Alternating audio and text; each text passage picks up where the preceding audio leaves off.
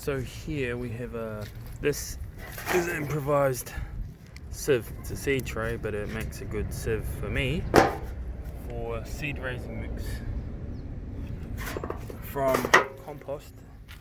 Nice fine soft stuff,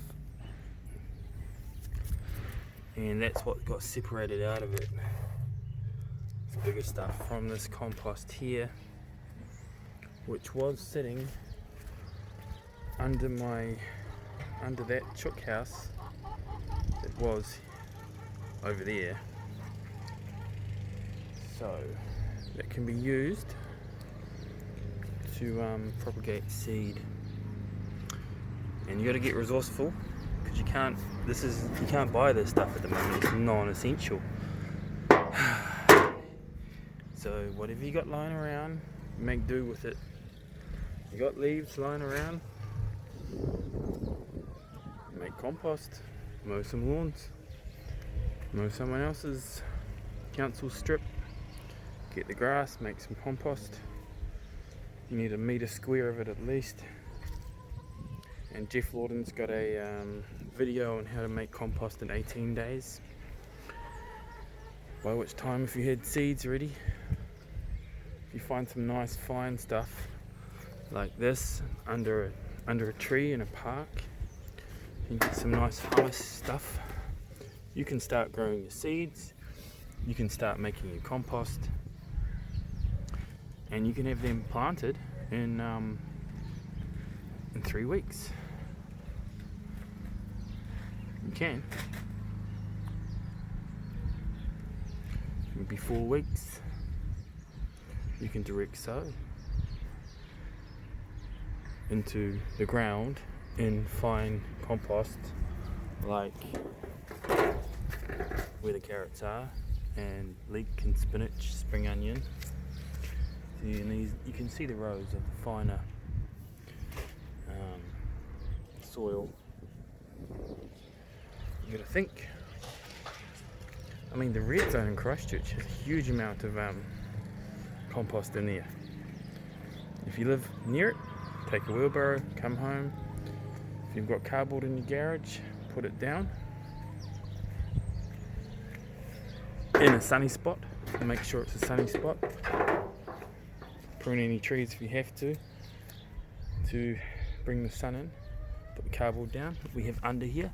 Put the compost on top that you maybe got from the red zone, or the leaves and the grass that you got lying around, which there will be a lot of leaves soon. Oak leaves. And compost it, and you can plant in here, or the leaves can go on top, and you can have an area of compost, say this big, and put a plant there. And so you're not using too much of the valuable compost that you've made or got with your wheelbarrow walking across to a park or a road or under a tree somewhere. That's all. You got to think. You got to be resourceful. To me, food is an essential service, so it is essential, and it takes time. You can't just print food. If you cut the supply chain of food, you want it to start up again. Are those growers going to want to start up again after they've dumped their produce? It takes time to grow it. We have an uncertain future. Will they be allowed to get their stuff to market? And it takes time to produce it.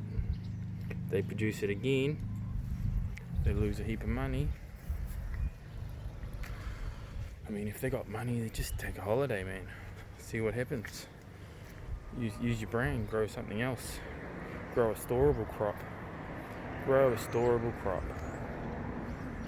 wouldn't be growing lettuce. I'd have diversity. Looks like a cat's been in my carrots. I'd have diversity. I wouldn't be having monocrops. I'd be having diversity. Don't put all your eggs in one basket. But that's what that farmer did down south. he only grows lettuce. And the restaurants, and it's all been thrown out. So, you know, if he had carrots, you know, he wouldn't have lost anything. You don't have to I don't have to harvest that now. I could, but I don't have to. If he had pumpkin, you just put them in his storehouse. Let them inflate in value. Potato, yeah. So that's the future: storable crops and home gardens.